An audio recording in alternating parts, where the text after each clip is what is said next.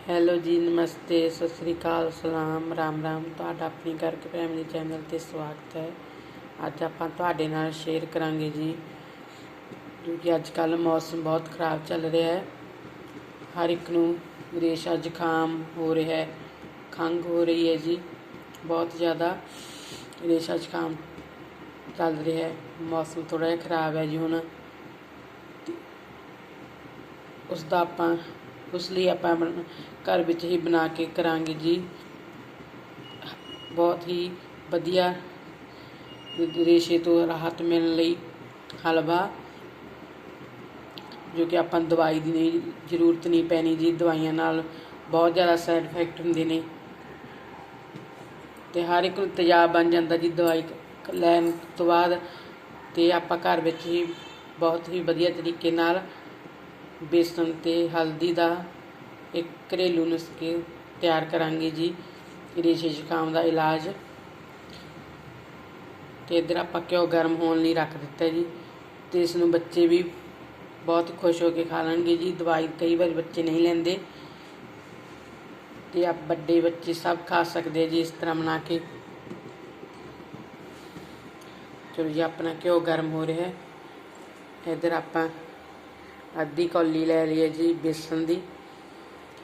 ਬੇਸਣ ਅਤੇ ਹਲਦੀ ਦਾ ਬਣਾ ਕੇ ਕਰਾਂਗੇ ਜੀ ਬਹੁਤ ਹੀ ਟੇਸਟੀ ਹਲਵਾ, ਨਾਲੇ ਦਵਾਈ ਜੀ ਨਾਲੇ ਹਲਵਾ। ਬੱਚੇ ਬਹੁਤ ਖੁਸ਼ ਹੋ ਕੇ ਖਾਣਗੇ।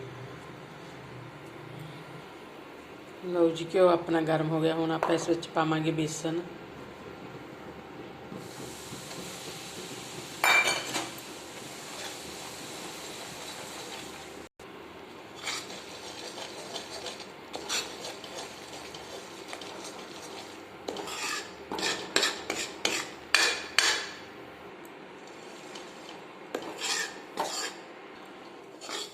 ਲਓ ਜੀ, ਆਪਣਾ ਬੇਸਣ ਬਿਲਕੁਲ ਪੱਕ ਚੁੱਕਿਆ।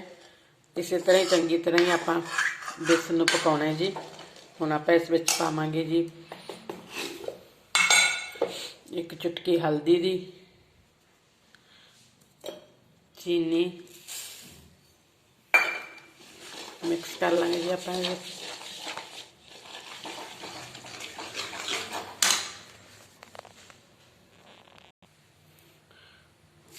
ਪਾ ਕੇ ਜੀ ਪਾਣੀ ਆਪਾਂ ਇਸ ਵਿੱਚ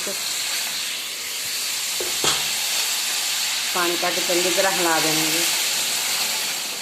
ਬਹੁਤ ਟੇਸਟੀ ਹਲਵਾ ਨਾਲੇ ਦਵਾਈ ਬਣ ਕੇ ਆਪਣੀ ਤਿਆਰ ਹੈ ਜੀ। ਲਓ ਜੀ, ਆਪਣਾ ਬੇਸਣ ਦਾ ਹਲਵਾ ਬਣ ਕੇ ਬਿਲਕੁਲ ਤਿਆਰ ਹੈ।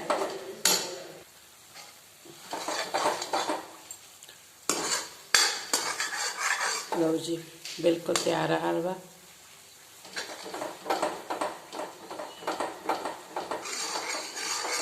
ਇਹਨੂੰ ਖਾਣ ਤੋਂ ਬਾਅਦ ਜੀ ਤੁਸੀਂ ਘੰਟਾ ਡੇਢ ਘੰਟਾ ਪਾਣੀ ਨਹੀਂ ਪੀਣਾ, ਅਤੇ ਰੇਸ਼ਾ ਬਿਲਕੁਲ ਠੀਕ ਹੋ ਜਾਊਗਾ ਜੀ, ਜੇ ਕਿੰਨਾ ਵੀ ਰੇਸ਼ਾ ਹੋਵੇ।